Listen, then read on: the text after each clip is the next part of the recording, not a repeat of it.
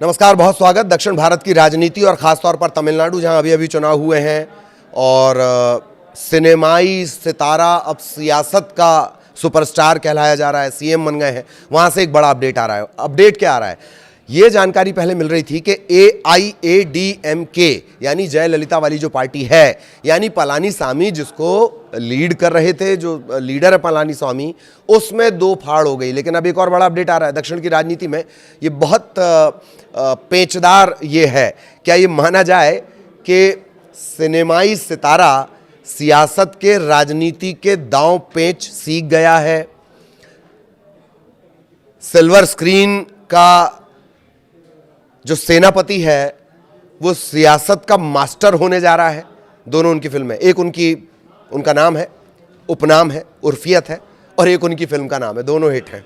खैर, बड़ी खबर यह है कि तमिलनाडु सीएम विजय AIADMK विधायक जो हैं षणमुगम, उनके ऑफिस पहुंचे हैं। पार्टी नेताओं से उन्होंने मुलाकात की है। दावा यह कर रहे हैं कि 30 बागी विधायक TVK तमिलगा वेत्री कशगम, जिसके भावार्थ हैं तमिल की जय, तमिलनाडु की जय, उसको समर्थन देंगे।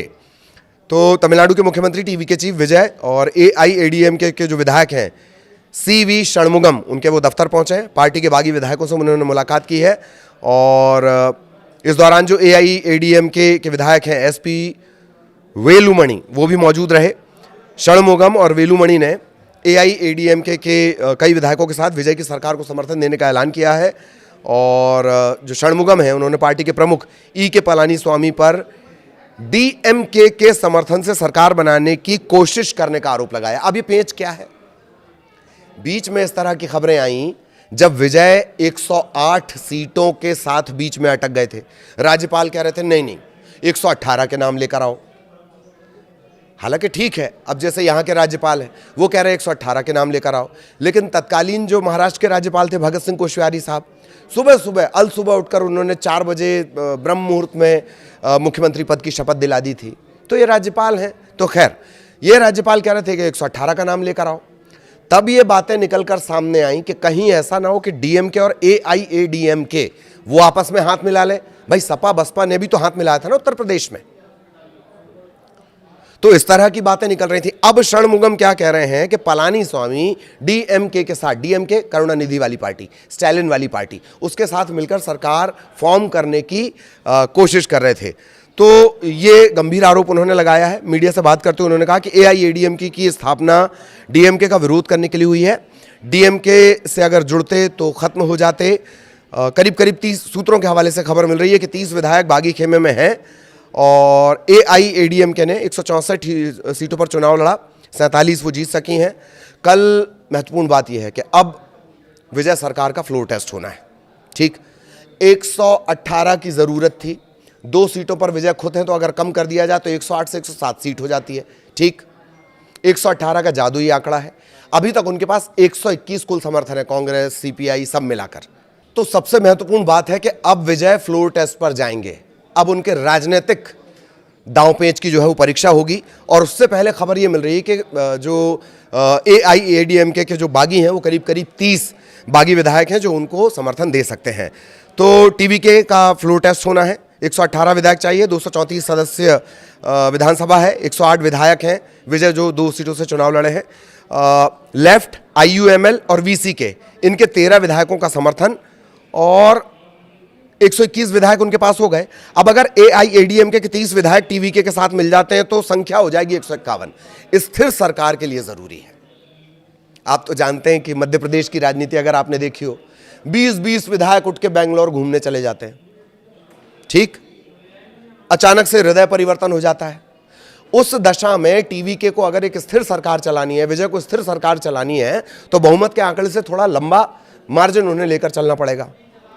इस दशा में अगर AIADMK के ये 30 बागी विधायक हैं, सूत्रों के हवाले से जो खबर है, अगर ये मिल जाते हैं तो ये आंकड़ा 151 के पास पहुंच जाएगा। और AIADMK का ये आरोप है कि कुछ नेता TVK सरकार में मंत्री पद भी चाहते हैं। DMK से हाथ मिलाने के आरोपों को उन्होंने अफवाह भी करार दिया है। इस तरह के आरोप AIADMK के ऊपर लग रहे हैं। तो कुल जमा ये स्थितियां ये हैं कि फ्लोर टेस्ट में 118 दिखाने, 121 उनके पास हैं, बागी अगर उनके पास मिल जाते हैं तो 151 ये संख्या पहुंच जाएगी। 54 साल के इतिहास में AIADMK में 5 बार बगावत हुई है, उसी से जयललिता भी निकल कर आई थी। इस इतिहास को फिर कभी और कहेंगे, लेकिन AIADMK में फूट की जो 4 वजह हैं, जो पलानी स्वामी हैं वो महासचिव हैं, लेकिन पार्टी के जो ज़्यादातर लोग हैं वो शुरुआत से ही उनसे नाराज़ चल रहे थे और अब वो खुलकर सामने आ गए। पिछले चुनाव से लगातार पार्टी का जो प्रदर्शन है वो गिरता जा रहा है। पार्टी लगातार चुनाव हार रही है। 2024 में इस तरह का घटनाक्रम हुआ कि पलानी स्वामी के बीजेपी से मतभेद भी रहे हैं, लोकसभा चुनाव के पहले जो गठबंधन बातचीत हुई थी तब। और 2026 के चुनाव में भाजपा को कमजोर सीटें देना, बागी नेताओं ने पार्टी प्रमुख पर यह आरोप लगाया है कि 2026 के विधानसभा चुनाव में बीजेपी को 27 ऐसी सीटें दे दी गई जिन पर जीतना नामुमकिन था। यह राजनीतिक तौर पर बीजेपी को कमजोर करने की कोशिश थी। इस तरह की बातें भी आ रही हैं। तो अब यह देखना दिलचस्प होगा, AIADMK, कांग्रेस ने जब समर्थन दिया था, आपको याद है क्या कहा था कि वो ऐसी ताकतों से ना मिले जिनकी संविधान में आस्था नहीं है।